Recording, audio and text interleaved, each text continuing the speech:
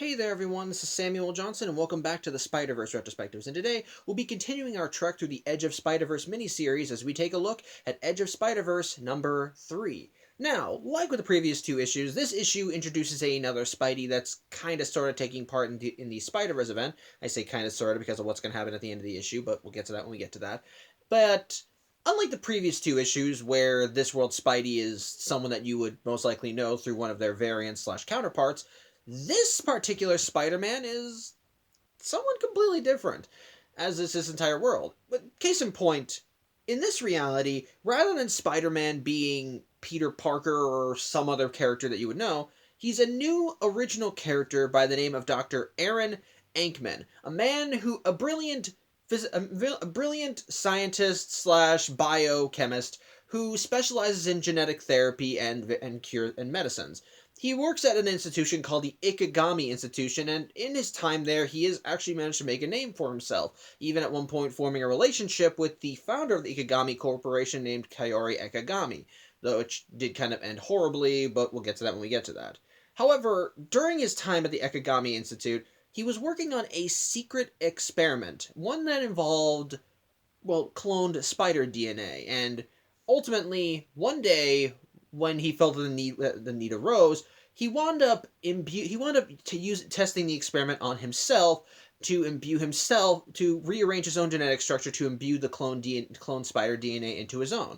The end results, he wound up getting spider powers, and he decided to use these abilities to become the protector of his city, and thus he became his world Spider-Man. And from that day forward, he essentially just did the usual Spider-Man shtick, fighting crime, saving lives, battling supervillains, his first of which being this big guy called Red Eye, which is apparently the reason he even did the whole genetic thing in the first place, and for 3 years, he kept this up, doing his normal thing, and because of his scientific mind and high resources, he was able to continue his crime-fighting arsenal. Like, he has a little stinger on his belt that can zap enemies. He can constantly change up the web fluid he has. He's got propulsion systems in his boots. He's just a high-tech Spidey, and because of his brilliant ingenuity, he's able to consistently always improve his arsenal. However, a year prior to the events of the story, a new villain entered his city. This shady character named Namora, who seems to be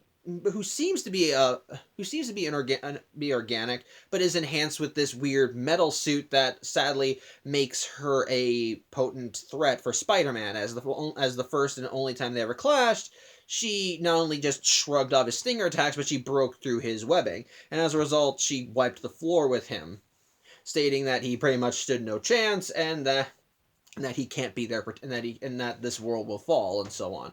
As such, ever since that day, Aaron has little by little been trying to improve his arsenal and try and find a way to be able to take Namora on mano a mano, be able to actually match her in terms of power. And he one day and in his search, he does finally manage to manage to create a new kind of web fluid that he thinks will be able to contain Namora, and he does start noticing a pattern in Namora's activities as Namora's criminal spree has involved kidnapping people while they sleep, and so pretty much while no one knows where the victims are, Aaron does believe that he's recognized the pattern in how she does her activities, and so he thinks that if he can. And so one particular night, he thinks he's got it all mapped out, and so he's out ready to go on patrol and catch her and end her threat once and for all. However, just as he's suiting up and ready to go out, that's when he gets an unexpected visitor at his apartment, specifically Dr. Kaori Ekigami, and pretty much, the thing is, the reason why they had a relationship is because 7 years prior, Dr. Ekigami's daughter was in a car accident. Specifically, she was hit by a taxi. While she did survive, she wound up going into a coma and was essentially brain dead. Dr. Kaori pretty much put her all into wanting to help her, and Aaron wound up assisting her. And from this, they wound up actually forming a relationship. However, Aaron eventually did tell her, "Look, maybe we should just stop. I think that you might have to just let her go." And Kaori pretty much said "screw you" to that and just left. As a result, she wound up taking her daughter and gone into private care. And after that, their relationship was just strained ever since. And only so many people have seen her. But which is why tonight is a little strange, as she immediately arrives at Aaron's door and pretty much just throws herself into his arms, saying, "Oh, let's run away together. Let's just go. Let's just leave and be together and whatever." And Aaron says that would be lovely, but I can't just. But I can't do that. As such, he does try. But he does say that he is happy to see her, and while he does have business he has to take care of tonight, when he makes the excuse that he has a meeting to attend to, he tells her that she can stay here and that they'll talk about it in the morning. And he says, "I understand what you're going through, but don't worry, everything's going to be okay." And Kaori tone immediately shifts as she immediately pushes Aaron away and saying, "No, it's like, no, you don't get it. You never got it. You don't care at all. You don't care at all. Why didn't you ask me about Hannah when I came in?" And he says, "Look, you told me that Hannah was none of my business." He says, "You never cared about her at all. You just wanted to get to me." And he's like, "What the?" It's like, "What are you talking about? Of course I care about Hannah. Where is this all coming from?" And Aaron starts to believe that Kaori failed, that Hannah is dead. Which finally prompts Kaori to pretty much go "screw you" to Aaron, storming out of his apartment, going back to her car and driving away, with Aaron chasing after and confused as to what the hell is going on. But however, Aaron really does not have time to go chasing after Kaori. He still has Spider-Man things to do, and so he gets suited up and begins patrolling the city, pretty much locking onto any frequencies and signals or patterns that match Nomura's activities. And sure enough, his searches do bear fruit, as he does seemingly spot Nomura as she's kidnapping a victim. As such, he manages to swoop in and do his Spidey thing, as he manages to grab the latest victim and get them away, leaving them hanging about the city and even sending a signal to police. And he chases after Nomura, but ending up knocking her off her building right into crowded traffic. And before she can do anything, he manages to web her up, pull her in, and just, well, he says, "It's like, you're done. You're done. Your criminal activity ends here. Now where are the victims?" And then he gets a good look at her. It turns out that who he has is not Nomura, but a different person, someone who goes by the name Dora. Now, Dora is clearly a similar being to Nomura, because Nomura has yellow glowing eyes, and he's wearing a suit very similar to Nomura's, but he isn't. But yeah, he's clearly not Nomura. But he wants it turns out, yeah. There are more beings than like Nomura out there, and all of them are pretty vicious. And pretty much Spidey wants to know what the hell is going on. Where's Nomura? Where are all the victims? But all that Dora has responded with, "Oh, so you're the one that let the spider in, hmm?" It's like, I'll read the line right now. I think it's actually a really good line. Let me see if I can find it. It's when he can use it. Hold on. It's like, "When I came through the door, I saw. In the corridor between our worlds there is. Death comes for you, Spider-Man." However, as Dora is talking, Spidey does get a better look at him, and it turns out he's actually one of the kidnapping victims. As such, Dora continues talking about how Spider-Man can't be their savior and that mankind is doomed. But before Dora can continue, the light just goes out of his eyes, and he just seems to kind of pass out in Spidey's arms. As a result, he ends up rushing him to the hospital, and thankfully, the hospital is able to get the guy stabilized. But they are still left with more questions than answers. And so, while Spidey's the one that brought him in, of course, no one knows that Aaron's Spider-Man. So they end up calling him in to get his expertise on something, as they want to talk to him about Dora's state, or more specifically the victim's state, as it's clear Dora's not in the driver's seat anymore. And Aaron's like, "Well, what do you need me for? My expertise isn't in machines; it's in bioengineering." And the doctor says, "Yeah, I understand that, but there was something strange about him that I think you might find familiar." And sure enough, she pulls out this plastic bag, which seems to have this weird little metal whatever. It's a little weird. It's a weird little thing with little spindly bits inside it, which looks really creepy. But apparently, this is something that Aaron used to work on, and the instant he sees it, he's kind of hit with a major revelation. And we then cut away, as we see Eren going to meet Kaori in his Spidey suit. Yep, it turns out that Kaori is connected to Nomura, and Kaori immediately knows that it's Eren in the spider suit, and so he immediately has to know what the hell's going on. Where's your daughter? Where's Hannah? How are you connected with Nomura? And so on. So Kaori finally spills the beans. After she and Eren wound up breaking up, she pretty much just dove headfirst into wanting to revive her daughter, to the point where it just took pretty much she became obsessed with it, which does make sense. It was her daughter after all. But in her search to try and find a cure, she finally succeeded, as she finally managed. That's where Nomura's suit came from, as that was part of the system that was in place to help revive Hannah. And sure enough, her plans succeeded. Hannah woke up and was seemingly better and was seemingly fine. At first, Kaori is all excited and happy, like, "Oh my God, Hannah, I'm glad you're okay." But Hannah is just talking about how when she was asleep, she dreamed that she was in a world of darkness. How there was a weird door. How there was a strange door, and there was a figure in the door. And while Kaori tries calming her daughter down and saying, "No, it's fine, it's fine. It was just a dream. It's over now," Hannah starts freaking out, as she immediately seems to be reacting to someone who isn't there, claiming, "No, no, no, no, what are you doing here? I'm not asleep anymore. Leave me alone, don't do it, no, no, no." And Kaori is wondering what the hell's going on. "Hannah, it's okay, there's no one here." But unfortunately, Hannah seemingly passes out right in her arms, at which point Kaori starts freaking out because, "No, no, no, no, this is her, no, no, no, please don't leave me now, please don't leave me now." And she's like, and as she's holding her in her arms, Hannah's eyes open up, and they're glowing yellow. It turns out that, yep, this was the moment when Nomura entered the scene, as supposedly Nomura is some form of dream demon, and how Nomura was able to possess Hannah because of her time in, well, the subconscious dream realm, so to speak. And that's actually why Nomura has been kidnapping people, hence why we saw Dora. As it turns out, all of the victims that Nomura has been kidnapping, she's been using as hosts for other beings like her. And since she was wearing Hannah's body like a suit, she was able to get Kaori to cooperate, having Kaori build more suits similar to the one she has, and giving them to the other victims so that these beings could come through and inhabit their bodies.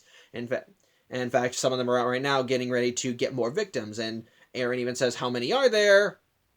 And Kaori says it's all of them. All of the victims, all of the kidnapping victims are now out there, and they're getting ready to collect more people. And the thing is, apparently, Nomura kidnapped at least the hundreds of people. So yeah, that's kind of a this is kind of bad. Like, hundreds of beings like Nomura, who was already exceedingly powerful to begin with, and all of them are instead on invading this universe. As such, Eren justifiably freaks out and runs away, with Kaori saying that she should have listened to Eren. But Eren's not concerned with that right now. He realizes the world is effed, and he was too, like, he doesn't know if he could have stopped it or not, but he's the only one who knows anything, and he has to stop it. However, as he's running down the hall out of Kaori's lab, we see the doorway at the end, which is glowing, and Dora's words begin echoing throughout the story, as we hear him talking about how in the darkness between there is death comes for you, Spider-Man. It's like, you can't be their savior, mankind is doomed. And as Spider-Man reaches the door, we see a figure come into the light. And as they stand in the doorway, Spidey stops in his place. And in the next panel, we soon see who it is that's waiting for the webhead. One of the inheritors.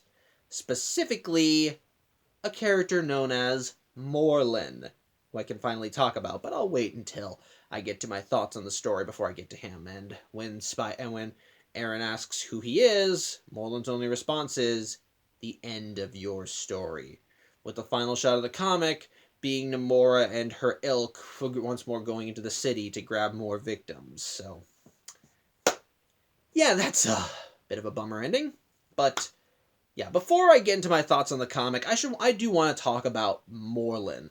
And this is actually one of the things that does require some prior knowledge to know, which is where the inheritors come back in. Because the thing is, the inheritors were technically a thing in the Spider-Man comics prior to Spider-Verse. It's just that it's just that Spider-Verse is where you see the family in full. The first inheritor that you actually did see, and the one that does kind of act as a link to the comic, is Morlun. Because, well, Spider-Man has fought Morlun before. And I'm not talking about the Aaron Aikman Spider-Man. No, I'm talking about the Peter Parker Spider-Man, Earth 616, main Marvel Universe. Peter actually has fought Morlun twice prior to this story. And while I have not read either of those stories, I have heard stuff about them, and put simply, in both stories, while Peter did beat Morlun, it was only by the skin of his teeth. As both times, essentially, he got lucky or got some outside assistance that was able to tip the scales in his favor, and ultimately ended with Morlun's defeat / death. And by the way, yes, I did say death. If you're wondering why I was walking around, don't worry, Spider-Verse explains it. But put simply, yeah, Morlun is the link between between the Spider-Verse comics or the Spider-Man comics and Spider-Verse, as he actually is pre-established, and because of his prior defeats at Peter Parker's hand, well, he's got a beef with him, and which is going to be showcased throughout the rest of the story, especially when he does meet alternate versions of Peter Parker. So, yeah, I just kind of wanted to mention that because it is kind of important. I'll get into more of the specifics around how Morlun was defeated the first 2 times when it becomes important. But put simply, yeah, he's the link between the Spider-Man comics and Spider-Verse, and he's the actual villain that has, and he's the villain that Peter has encountered in the past. So there you go. But anyway, with that out of the way, now my thoughts on Edge of Spider-Verse number 3. Okay, I feel like it's being too cruel, it's being not too fair on the comic, because there are aspects of the book that I do like, but ultimately one of its problems is that its biggest problem is how it's structured. Okay, first off, have you ever picked up a comic in a store that you thought looked cool and you wanted to read, and you wanted to read only to find that it's like the 7th or 8th comic in a storyline, and that there's a bunch of prior things that happened in the book that you kind of need to understand if you want to know what's going on in this specific issue? That's Edge of Spider-Verse number 3. But whereas those comics have those prior issues out there, which are free to read, and thus you can start the story over from the beginning if what you find here is interesting, Edge of Spider-Verse number 3 just throws you into the deep end of the pool and expects you to learn how to swim. And the thing is, it happens as early as the beginning of the book. Now, I did talk about Aaron Aikman's origins as Spider-Man in this story, which, you know what? Stuff like that is fine, because if you want to actually get people interested in the story, sometimes it is good to get like a little summary of a character's situation, like to pretty much just say, it's like when Bruce Banner was caught in ground zero of a gamma explosion, he became the Hulk. Like, that's basic stuff. That's stuff that you do kind of need to know in order to kind of get the basic grasp, as it does give you a basic outline of the character situation and what their deal is. And we do get that at the beginning of Edge of Spider-Verse number 3 when we learn about Dr. Aaron Aikman's qualifications as a scientist, his position at the Ikigami Corporation, and so on, and how he genetically splice clone spider DNA into his systems in order for him to gain superpowers and become Spider-Man. But the thing is, after that, the important parts of that you need to understand for the initial story are told in a similar manner.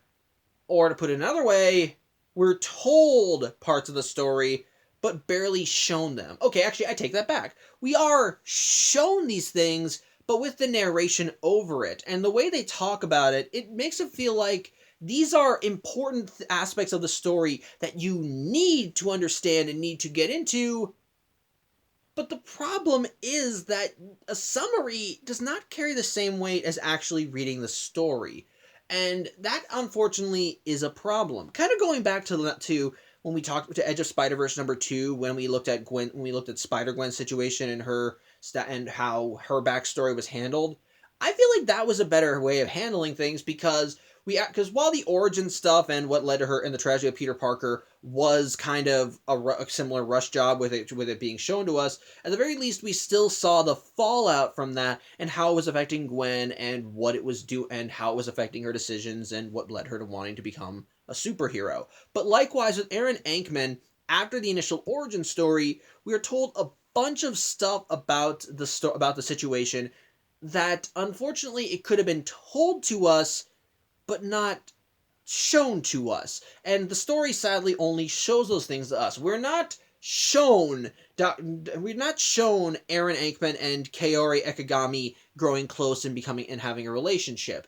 We are told that. With only like brief little panels showcasing snippets of them in a relationship, and it's mostly just them working to cure Hannah, and then just like standing close to each other and smiling before Kaori just runs away after Aaron told her maybe you should let her go. Which, by the way, the stuff about her leaving Aaron because he told her to let Hannah go, we don't learn that till near the end of the story. In the initial setup, it's just, oh, but one day she left him, and when she left him and their relationship became strained. Like, I feel like the stuff with Hannah could have been important details to learn until later, which falls back into we're thrown right into the middle of a story without any build-up. And the sad thing about that is, it expects us to start caring about these characters just from the first 2 pages, explaining their history. It's like, these are all things you need to know in order to understand the story, which, yes, they are necessary for understanding the story. The problem, however, is that if we want to get invested in the story, we kind of need an emotional connection. And I really don't feel that much of a connection to the main characters beyond Aaron Ankman is this world's Spider-Man, and Kaori was his love interest. That's really all I get. Otherwise, I don't really know how their relationship operates. The first time we see them as a couple is when she comes to his door crying, and then after she says, man, let's run away together, and he says, no, I got things to do, she tells him to piss off, and she leaves. It just feels weird. It doesn't really feel heartbreaking because we haven't really seen anything of their relationship up to this point. That's the first thing in the story that does it. And then afterwards, when we see Aaron going about and doing his Spider-Man thing, it does offer some intrigue into what's going on, but again, we don't really know anything about him. We don't really know anything about Aaron as a character. At the very least, when it came down to the Spider-Gwen story or Spider-Man Noir, they did have to allow time to establish the characters. Going to Edge of Spider-Verse #1, even if you hadn't read Spider-Man Noir, the first issue does still give you time to see Peter Parker in a regular situation in this world. How he does things, him hanging out with Mary Jane and Aunt May, and essentially establishing him and what's going on, as well as showcasing what the villains are doing. Case in point, in Edge of Spider-Verse #2 with Gwen Stacy, while her backstory was rushed through, you are still given time to get to know her before we get to the action bits. And so at the very least, do get a sense of who she is as a character and what she stands for. But likewise, with Edge of Spider-Verse #3, you don't get that with Aaron Ankman. It's just, we're told things about his backstory, we're told that he's a brilliant scientist who wants to be a superhero, but then immediately he goes into wanting to, but then the next time we see him, he's doing his Spider-Man thing and fighting Daaroh. And after that, he's called in to go deal with it. And the most we get of his character is that apparently he's kind of boastful, because when he's called in to see Dora's body, or like I said, the kidnapping victim's body, he's like, well, why are you bringing me in here? My specialization is in genetic engineering, not machines. And the doctor's like, oh, it's not like you to be so modest. Like, that's the only thing of character we see from him. We already do, and before you say, well, he has a strong sense of justice, well, that's what all superheroes have. What about Aaron as a character? What are his likes? What are his dislikes? How is he in the workplace? How does he do things? I know that as Spider-Man, he's like serious and grounded. But first time we see him, he makes this speech about how he's the first line of defense against evil in his city and defending the innocent and all that crap. And we do see that he is technically minded with Spider-Man, as he is constantly finding ways to try and improve his superheroing activities. But the problem, again, lies in the fact that we don't know him. We don't really get a sense of who he is as a character. All that stuff is just kind of explained in a drive-by blink and you'll miss it. And while this complaint I could brush aside with other comics, especially if you're reading in the middle, because there is material that comes before that, because Edge of Spider-Verse #3 is Aaron Enkman's only appearance, because guess what? Guess what? We never see him again after this, because it's presumed that he's killed by Morlun. There's nothing else. We know nothing else about him. He's just gone. The only other time that his character is ever referenced is in the PS4 Spider-Man game, and that's only because his suit is one of the alternate costumes in one of the DLCs for that game. Side note, I actually do really like his suit. Case in point, let me just see if I can find it. This is his suit, and I actually do think it looks really cool. I do like how it does. It looks like a standard Spider-Man suit, but it definitely looks more higher grade and definitely feels like it's more technological. Like it's a more professional superhero suit. It has enough elements of the original that it's in there, but it's still kind of cool to see it in action. It does really make it look more like a more professional variant of the Spider-Man costume. So I dig it. I will at least give you credit for that. Which, to kind of go off on a tangent, to kind of distract myself from the stuff I don't like about the comic, one of the things that I do legitimately like about it, though, is the artwork. It actually is it's really dynamic. It's realistic without being, it's realistic without feeling too grounded. It does feel, everything feels, it's all very nice and colorful with some really nice designs. Again, going back to the Spider-Man suit, I think it looks awesome. I love the designs for Namora and Dora as they look so decrepit and creepy, which, let me see if I can find them too. Like, yeah, that's supposed to be Dora right there. It's, yeah, I now see the light, but so it does look really creepy. And Namora, well, Namora looks like a creepy little fucker because look at that. Just look at that. That looks like a bioengineered monstrosity, and it looks amazing. So I will give it credit for that. It does, the artwork in the story is really damn nice, and it does well in translating into the action, which I think works well. And on top of that, while the beginning of the story does feel like it suffers from show don't tell, the second half I think does work well, especially with the twist that Namora is a dream demon and that Kaori's daughter is acting as the host for Namora. So I do admit I think that works. It's a nice twist I didn't see coming, and I do think it kind of works and would kind of explain why Kaori acted the way she did when she first saw Aaron, as the guilt of what she was doing was finally starting to hit her, and she was starting to finally accept that her daughter was truly dead, but she just didn't want to accept it. I do think that works in the context of the story.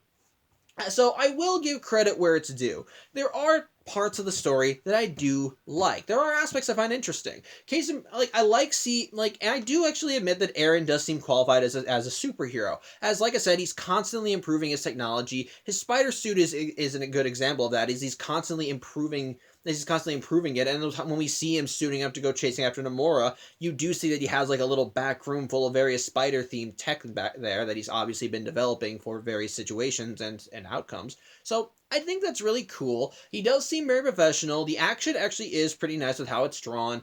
And I do like the twist with Namora, especially since it's clear that they do have that Namora and her ilk have some kind of connection with the Inheritors. But with that being said, what makes the story suffer for me is that we don't really get a chance to know the main characters.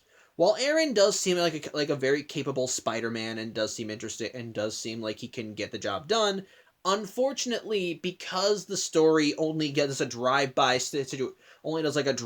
explanation of what his backstory is and what the story so far is, sadly, it doesn't really give us enough time to connect with him, and because he's mostly in a spider suit, we don't really get to see him as a character. And then likewise with Kaori, while you do sympathize with her need to want to save her daughter, which I will give credit, I do like how, like when you do see her distraught, it does really look like she is distraught.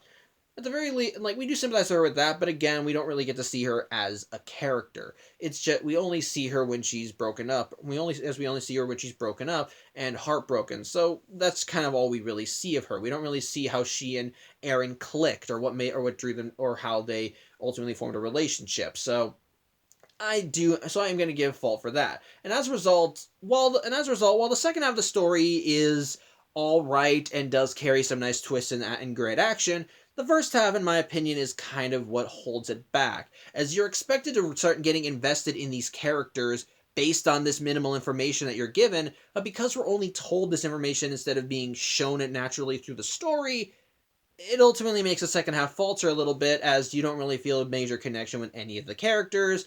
And as a result, while I do admit that I think Aaron Ankman's dimension is an interesting one, especially since it does scratch that itch that I have for alternate realities that are just different in their own regards, especially since it doesn't look like any of these characters are alternate versions of any other Spider-Man character.